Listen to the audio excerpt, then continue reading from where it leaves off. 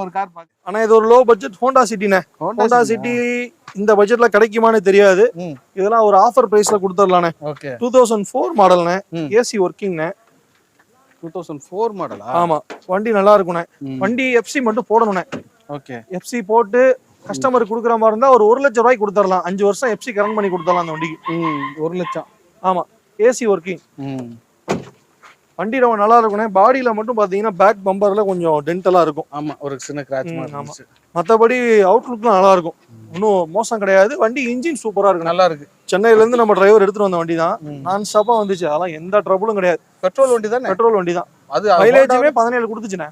ஹோண்டாவிலே அது சக்சஸே அதானே. Successful engine ஹோண்டால.